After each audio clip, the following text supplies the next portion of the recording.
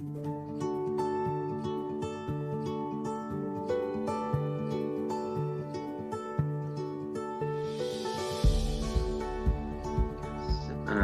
gracias a los organizadores por tener en cuenta los resultados de este censo, que realmente pues es muchas gracias a tener en cuenta miles de voluntarios y a todas las comunidades autónomas que ayudarán a este censo y que creemos que es una buena aportación para la conservación de esta especie, como vamos a ver ahora y como ya ha comentado por varias razones Javier Bustamante.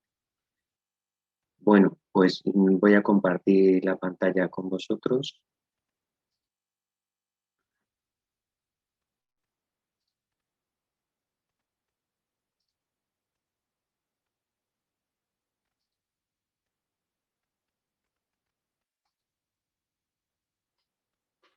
Creo que en principio ya la veis también vosotros, ¿no? Muy bien. Pues nada, lo dicho, muchas gracias por esta invitación. También muchas gracias por la participación que dentro del live en su día pues tuvo para este censo y una contribución fantástica que ayudó mucho a que esta consecución fuera un censo muy completo. Bueno, el censo de Primilla, como ya comentaba Javier, pues se desarrolló en 3 años, aunque nuestro objetivo era hacerlo en un año únicamente, pero la participación de tantas personas y muchas veces la implicación de la administración, también se implicaron prácticamente todas las comunidades autónomas en este censo y no pueden mover los mecanismos de personal tan rápido como nos hubiera gustado, pero aún así creemos que ha sido en un periodo suficientemente corto como para tener una imagen muy precisa y concreta de unas temporadas en muy corto plazo, que era uno de los problemas que había habido hasta ahora, como ya ha comentado Javier en la exposición. Quería comentar brevemente que desde Silverlight tenemos un objetivo muy claro, que es conocer el estado de conservación de todas las aves para ver cuál de ellas necesita mayor esfuerzo de trabajo en su conservación y mejorar o mantener al menos el estado de todas estas especies. Es básico saber tener la información. Sin tener la información, pues podemos tener impresiones particulares o locales, pero nunca podremos conocer el estado de conservación adecuadamente si no hacemos los programas de seguimiento y los censos a escala estatal. Pues la mayoría de las especies, como vemos y como vamos a ver en este caso, también pues tienen unas distribuciones lo suficientemente amplias como para tener que considerar toda la población al completo para conocer cuál es su estado de conservación. Actualmente, pues muchas de las especies que tenemos dentro de nuestra bifauna, que es enorme, y no solamente enorme, sino variable, porque las poblaciones cambian de invierno, primavera y migración. Tenemos que triplicar esos esfuerzos de censos y de programas de seguimiento por esas temporalidades. Y bueno, como vemos en el último libro rojo, pues ni más ni menos que casi 200 especies, que más del 50% de las especies no teníamos información para poderlas evaluar. Y esta es la situación en la que estamos en España. Bueno, estábamos, afortunadamente. Ahora estamos editando el siguiente libro rojo. Se va a publicar después de casi 20 años un nuevo libro rojo y ahora ya la situación ha cambiado gracias al esfuerzo de estos casi 20 años en censo y programas de seguimiento. Simplificando las categorías, los criterios de UICN para conocer el estado de conservación de las especies, pues de todos es conocido que son la distribución, el tamaño de población y la evolución.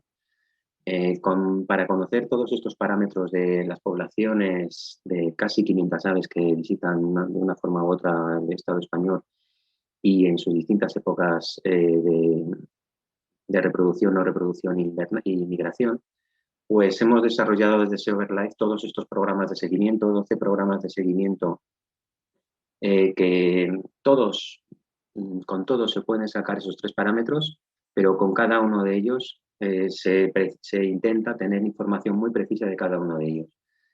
Con el seguimiento de aves comunes reproductoras, este primero que tenemos, pues se hacen unos muestreos con más de 1000 personas voluntarias todos los años y gracias a esos muestreos conocemos la evolución de los mirlos, las golondrinas y independientemente independientemente de que se encuentren por toda España y que tengan millones de ejemplares, pues solo por ese criterio ahora podemos evaluar el estado de conservación de esas especies. Un matemático te coge estos datos y te calcula su distribución, bueno, o un biólogo o doctor como Javier Bustamante, que también están capacitados para esto, pero gracias a las matemáticas, quiero decir, pues ese programa de seguimientos también valdría para evaluar la población de esas especies y para conocer su tamaño, su área de distribución, además de su evolución, que es para lo que se ha creado.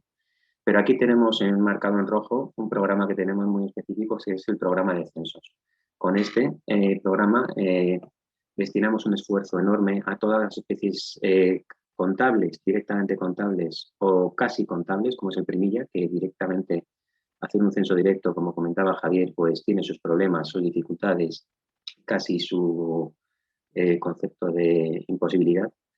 Pues gracias a este programa es en el que hemos insertado en la especie del cernícalo primilla como un censo específico para conocer con mucho más detalle cuál era la distribución actual, cuál era el tamaño de su población y si conseguimos repetir este censo con esta metodología y con este esfuerzo, pues realmente conseguiremos tener una evolución de su población mucho más fina de lo que tenemos actualmente.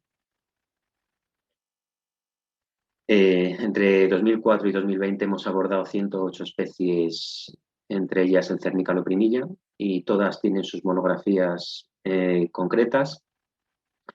Todas estas monografías y censos se han se han diseñado con la ayuda de expertos en cada una de las especies, en este caso el cernícalo primilla con Javier Bustamante. Y bueno, pues ya entrando en materia, pues se trata del primer censo coordinado nacional.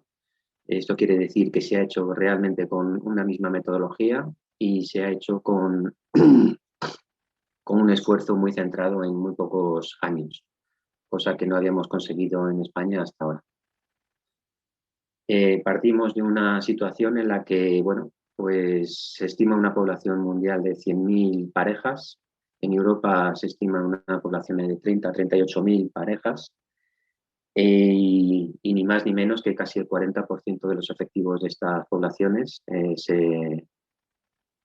están en nuestro territorio. En España,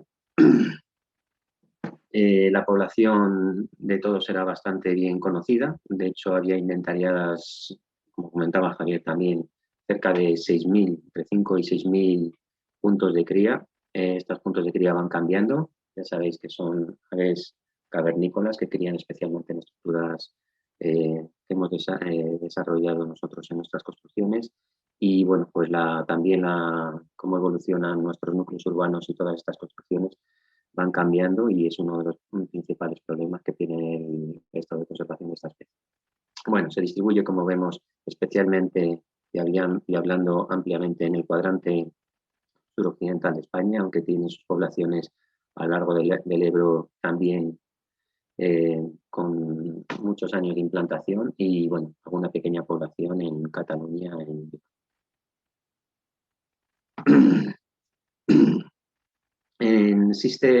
Hasta ahora han existido distintos censos, siempre censos locales, autonómicos o provinciales. Nunca había existido un censo estatal de forma coordinada y simultánea y en muchas comunidades autónomas se hacen estos seguimientos y en muchas se había constatado un declive importante. De hecho, este declive y este conocimiento que tenemos hasta ahora pues da pie a que muchas de las comunidades autónomas consideren a esta especie en alguna categoría de amenaza dentro de sus catálogos de estado de conservación de las especies. Esto implica una cuestión muy importante. Como sabemos, la legislación actual, los decretos 556 y 1112 que desarrollan la Ley 42 del 2007, pues establecen que unas necesidades y unas obligaciones a las comunidades autónomas que, dependiendo del estado de conservación de las especies, si se encuentran en peligro, en estado vulnerable, etcétera, pues tienen unas obligaciones de seguimiento de esas poblaciones y pocas veces se cumplen por parte de la Administración. Desgraciadamente, bueno, pues las especies que están en una determinada categoría se deben de censar cada 6 años, otras cada 3 años y otras todos los años. El Cernícalo Loprimilla, como vemos, pues en Madrid, en Murcia, en Navarra, en la Comunidad Valenciana están catalogadas en peligro. Esto implica que tendrían que ser seguidas prácticamente todos los años. En otras se encuentran en situación vulnerable cada 3 o cada 6 años. Y pocas veces se hace un censo que realmente permita a la comunidad autónoma conocer el estado de conservación de esa especie y la evolución de su población.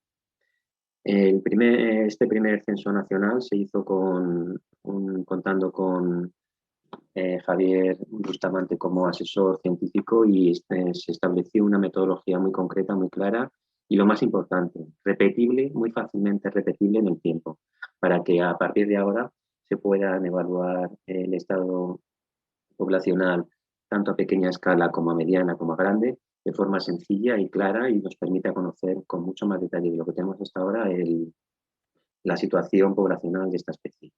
Como ya ha comentado Javier, pues se hizo un método sencillo y un método exhaustivo. Con el método sencillo consistía en estar 10 minutos en cada colonia en unas horas adecuadas, ¿sí? Principalmente a primeras horas de la mañana y a finales de la tarde, y en unas fechas muy concretas, que es cuando las parejas se están formando, llegan a los sitios y antes de que empiece la incubación, cuando ya empiecen a ser mucho más difíciles de identificar. En los horarios adecuados, pues se pueden estimar también los ejemplares que visitan esa colonia. Y bueno, con este sistema de estar un tiempo muy concreto, siempre que se queden registrados, el tiempo que has estado, las fechas que has estado y quién ha estado y desde dónde ha visto, que también se han quedado registrados todos los puntos de observación de estos censos, y el esfuerzo en una o varias personas que se ha hecho en cada colonia, pues eso permitirá replicar este censo de forma muy sencilla. Además, con ese primer conteo, digamos, pues no se puede tener muy claramente la población que existe. Además, pues existe un método paralelo llamado exhaustivo que consistió en hacer realmente un esfuerzo con tantas visitas como fuera necesario para saber cuántas parejas criaban una determinada colonia.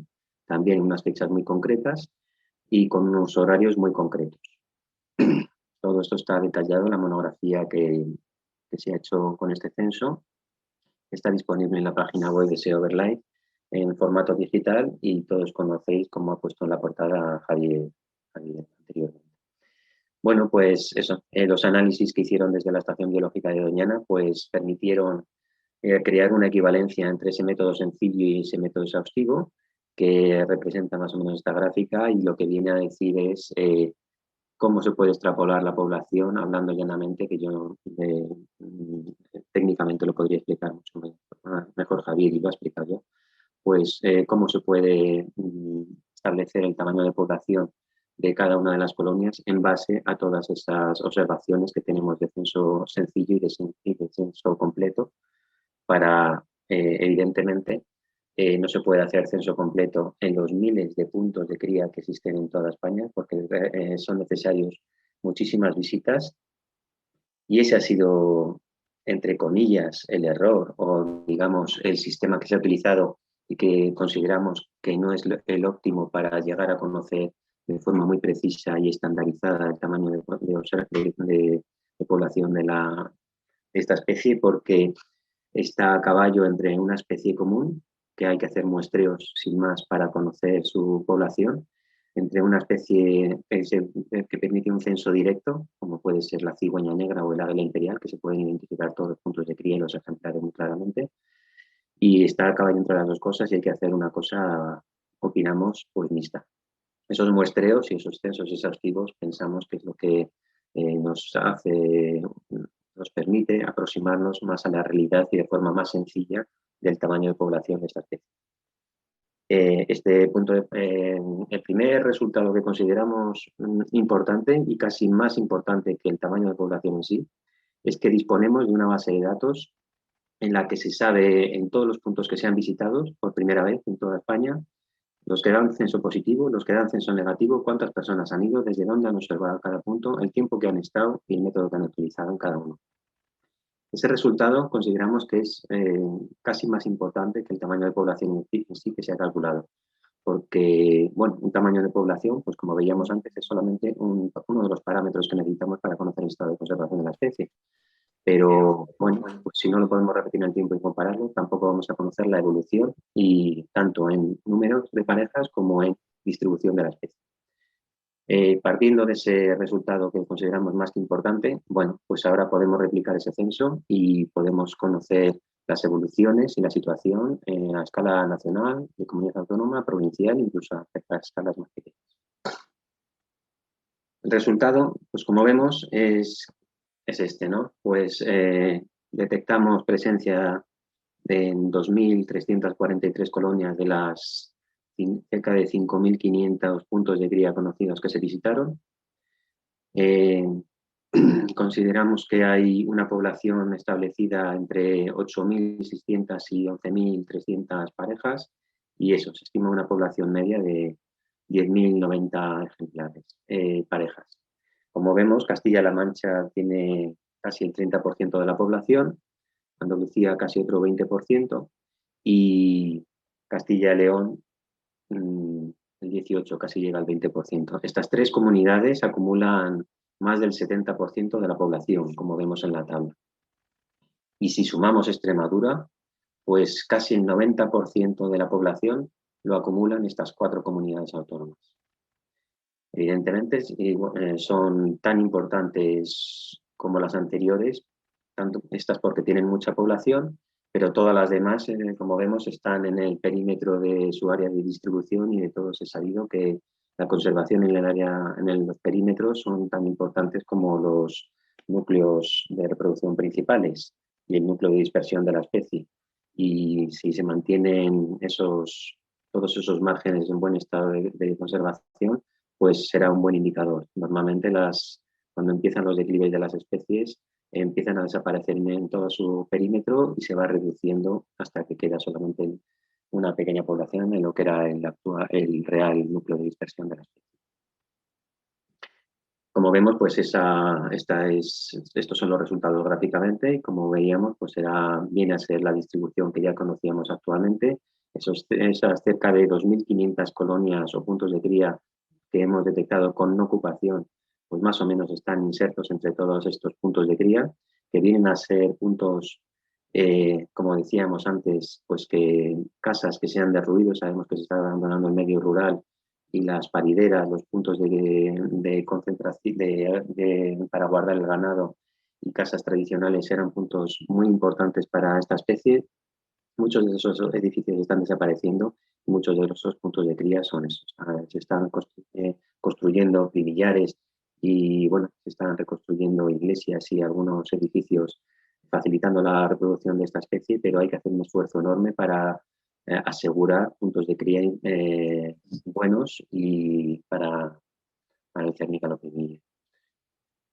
Bueno, a escala provincial, pues como vemos, son los núcleos de población más importantes, Valladolid, Toledo, Ciudad Real y Cádiz, pero bueno, hay una población también importante en todo el perímetro de estas ciudades.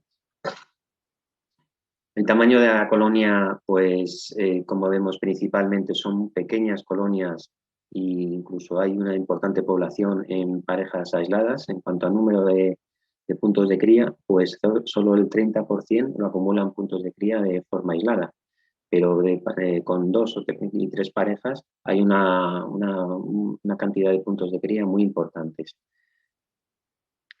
Ni más ni menos, pues que con parejas aisladas hay 678 puntos de cría, de poblaciones con pequeñas colonias de 2 a 10 parejas, casi 1.500 puntos de cría, colonias de mediano tamaño solamente 165 y solamente 25 colonias muy grandes, de 31 a 70 parejas. También se hizo un esfuerzo en ver cuál era el estado de la población dentro y fuera de cepa y como vemos, pues ni más ni menos que el 75% de la población se encuentra fuera de espacios cepa. Con lo cual vemos que en esta especie, pues esta red de estados de espacios de conservación no está cubriendo adecuadamente esta especie. No solamente esto es un problema, sino que si, como todos sabemos, los medios agrícolas a los que está muy supeditada su población, pues tienen estado de conservación que nos están indicando el resto de las poblaciones de especies que están ligados a los medios agrícolas. Todos conocemos el enorme declive de los sisones, de las alondras, de las calandrias, de las gangas, de las ortegas y bueno, pues todas las especies ligadas a los medios agrícolas tienen unos problemas, unos declives enormes. El Cernícalo primilla sí o sí tiene que estar afectado por esta especie y por este problema, y el hecho de no tener gran parte de su población dentro de cepas y ligado a este medio, pues nos augura un futuro nada bueno para esta especie. Bueno, tenemos el problema de que uno de nuestros objetivos con todos los censos es conocer el estado de conservación de las especies. Bueno, pues uno de los problemas es este. Como decía Javier, tenemos un censo de los años de compilación de censos entre el 97 y 2004, muchas veces incompletos, muchas veces no comparables, que establecen que venía a ser un declive con respecto a la población actual de cerca del 40%. Hay otras, el declive en base a esos censos previos, pues representa esas comunidades autónomas y en estas provincias. Y si intentamos conocer el estado de la evolución de la población respecto a otra fuente, a ciencia y tal, también con compilaciones de censos y muestreos y apreciaciones personales de algunos ornitólogos locales, pues tenemos una evolución de menos del 28%. Entonces, en base a la información previa, no tenemos muy claro cuál es la evolución de la población. Aquí falta en rojo Aragón, pero también esa es la comparativa con los censos previos. Como ya ha mostrado Javier Bustamante, pues... Juan Carlos, disculpe, pero deberíamos ir intentando sí, ya ir cerrando porque se nos está yendo un poco el tiempo. He terminado, sí, con esto ya he terminado. Y bueno, pues como ya hemos trabajado Javier Bustamante, pues se predice, esta es la evolución que estamos observando en los últimos años y no se predice un futuro nada bueno para esta especie. Tenemos que agradecer a los miles de voluntarios que hicieron este censo con su tiempo libre y su esfuerzo, a todas las comunidades autónomas que nos ayudaron a ese censo y a todos los demás, y sobre todo también a la Estación Biológica de Doñana y Javier, que nos ayudó a diseñar este censo, que confiamos que dé una información muy buena actualmente y que sirva de base para conocer el estado de conservación mucho más precisamente en los próximos años. Muchísimas gracias a todos. Muchas gracias, Juan Carlos. Juncal, ¿hay alguna pregunta para Juan Carlos? Sí, una pregunta. Preguntan que si, dada la situación de la especie, tiene SEO BirdLife previsto hacer el muestreo anual del 10% de la población de primilla de la que hablaba Javier Bustamante. Pues sí, es uno de los objetivos. Ya lo hemos hablado con Javier, nos viene persiguiendo desde hace años en el buen sentido de la palabra, porque la intención es más que buena. Estamos un tanto desbordados con todos los censos que queremos abordar de otras especies de las que nos falta información, pero a ver si el año que viene ya nos organizamos y si ese 10% es una cifra y espacialmente es abordable. Vamos a intentarlo ya con en 2022, a ver si lo metemos en nuestro calendario de censos y lo abordamos ya de forma más continua. Pues muchísimas gracias, Juan Carlos, por su intervención y por su contribución.